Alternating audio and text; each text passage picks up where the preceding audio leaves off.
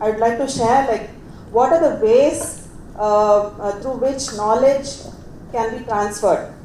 So, like as an academician, so like I've seen students learning ability. Like when we take classes, they'll be bored. Like for 30 minutes is their listening ability. So 30 minutes they'll listen actively, and afterwards they'll slowly start sleeping and giggling and relaxing themselves. And there are lots of ways through which knowledge can be transferred. Like what do you do when they sleep? we give them activities. Correct. Learning number one. We give them activities, we give them games, that is management related games. That makes learning very fun. Yes. And we motivate them to attend the conferences like this, where like from morning sessions like NABH, UK Anantha Padmanabhan sir, like he's an expert there. We rather call him as IT Anantha Padmanabhan, because he is expert in IT field. Like I used to send my students to him to get trained in IT field, and we used to have meetings like entrepreneurship. We call it as entrepreneurship cell, wherein we ask the students to associate with them, wherein young entrepreneurs will meet. So that is a network wherein informal knowledge transfers can happen there. So wherein like all the risks, challenges the young entrepreneurs have been gone through in their life, in doing the business, so they will be sharing their knowledge to them. So that the students can learn practically how to do a business, what are the challenges they face, and how to overcome all those problems while doing a business. So this is an informal network wherein like it can happen over a cup of coffee or near the fountain, wherein they can easily learn things. So rather than doing a class sessions. Likewise, we have a syllabus, in the syllabus like we have added NABH standards. So like I've experienced that teaching NABH standards in the class is quite boring. I know like all the chapters, teaching them in the class is quite boring for them. So when I usually ask them to attend workshops. So workshop is like a practical sessions where the doctors will be handling the classes, that is the experts, and they'll be handling all the chapters with the examples. So when they give examples, live examples, what is happening in the hospitals, their learning will be very effective. So I feel that. And yes, sir. Thank you, madam. She has brought the idea of teaching and learning in an academic setup. Now I have. As a consultant who's been working in this sector for almost about 20 plus years, honestly, if you ask me, are there any such real knowledge sharing initiatives happening in healthcare? I would say definitely no. Because maybe yes, the last 10 years, some momentum has picked up, some initiatives have started happening. But again, what's happening is workshops, conferences, conclaves, everything is actually focusing on management-centric topics or management-related topics.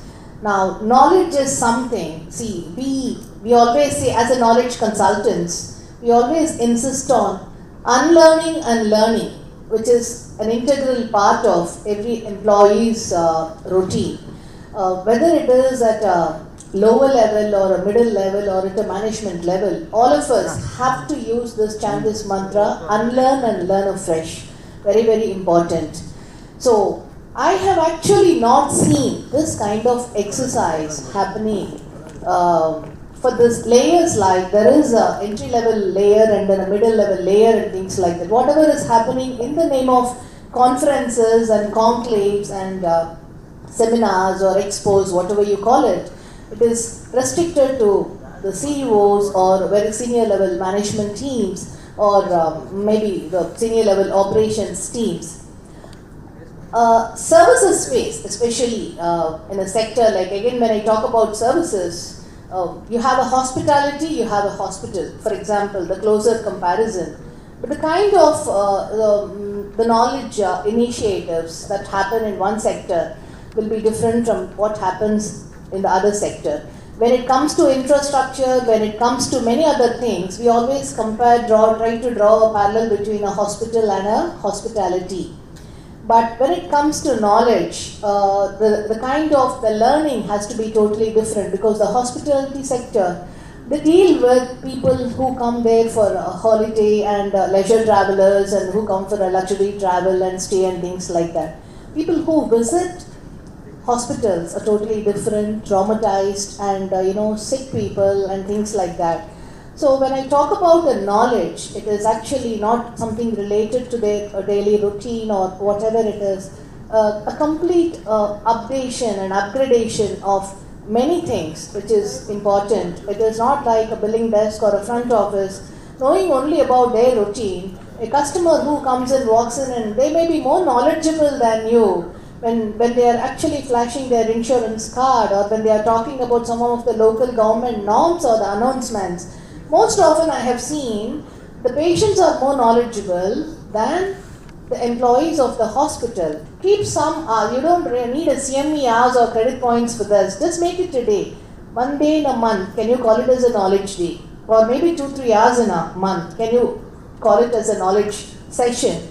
Come out, discuss, brainstorm. You will learn so much in the process. That is something which is actually not happening. It is go to various other sectors. Many such initiatives are happening. Healthcare, no.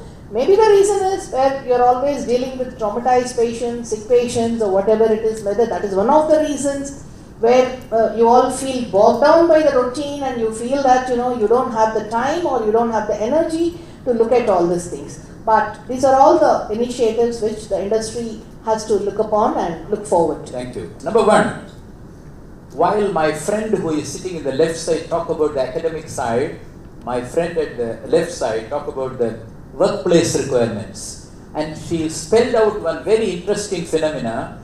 Knowledge is a perishable commodity. What is knowledge 10 years back is not relevant today. It is obsolete. It is outdated. It is out. Therefore, the knowledge transformation has to take place perpetually, continuously, regularly, in a sustained fashion. Point number one. Point number two, who will do this for a healthcare setup? We think about bringing consultants from outside. Yes, I agree. But to me, my sense prevails on one very interesting person who can really share knowledge. You know who is that? The person who is at the workplace itself. The person who is working in the theatre, he knows about 100 different ways of solving the problem than a consultant from outside, because he is talking from the context. The consultant is talking from the general point of view. Do we have a system of empowering the person within the organization to come out with views and viewpoints and counter viewpoints, which is real, dramatic and correct, which will make the organization better towards the ensuing days? This is one very big challenge in knowledge sharing. Everybody in the organization should be empowered to pour their views, which is likely to improve the performance of the organization. There are many organizations other than healthcare they are doing, and they honor them, they reward them.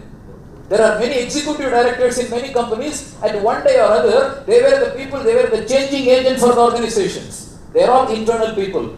They know the solution much better than a so-called paid consultant from outside. Point number two. Point number three, this is my last point. I am again going back to Vedas. In Yajurveda, people said about learning, and the learning happens only by 4 ways. And if there is any 5th way, I would like to learn from this august audience. The first learning is from Pustage Shasha. You learn from textbooks. And what is textbook? Experiences of X and Y reflected at various parts of the world, at various points of time and in various contexts. You call it case study, you call it textbook, you call it article, you call it journal, you call it anything. 1. Number 2 is Adhyabhage Shasha. You learn from the teachers. The teacher I mean, I am not talking about the university teacher. Anybody who is teaching values and virtues is a teacher. Anybody who is teaching new things is a teacher. The pandit in the temple is a teacher. He is giving you the confidence called faith. The astrologer is a teacher. He is giving you something about your future. The neighbor is a teacher if he is guiding you on the proper way. An elderly man is a teacher if he is guiding you to the right direction. So the second one is Adhyabhage Sha Sha. There is a third method of learning and teaching, and that is the most fantastic way you all believe and we all will respect that. You know what is that? Anubhave Shasha. Your experience is a teaching. Your experience is a learning. Every organizational learning is not equivalent. A multinational organization learns in a different way as compared to a one-man company, as compared to a family managed company, as managed to a partnership company. That experience is highly relevant and highly contextual. That's the reason when you want to put the principles and regulations of a multinational company in a family managed company, it is totally rejected. Because that experience is not relevant here. Because the power is different, the authority is different, the decentralization is different, the control is different. So therefore it is not applicable. So the third one is Anubhave Shasha. The fourth one, the most fantastic of all, the highest philosophical form of learning. You know what is that? Introspection.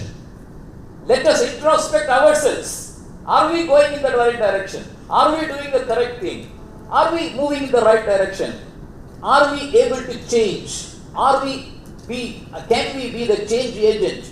Can we drive this to a different direction? And this is introspection. In fact, the greatest prosperity comes to a person who is very good in introspecting himself. And here it is introspecting the institution, introspecting each and every role that everybody play in that institution. That makes the institution a learning organization. The most successful organizations in the world are not dominated by money, not dominated by materials, not dominated by IT, not dominated by technology. They are all dominated by only one thing. You know what is that? The highest organization is the learning organization. Learning from every success, learning from every failure. And that is the learning organization. If that learning organization comes into any one of your institution, the success of your institution is ensured. Thank you very much for your patient listening. Thank you very much. Interactive and entertaining session for us.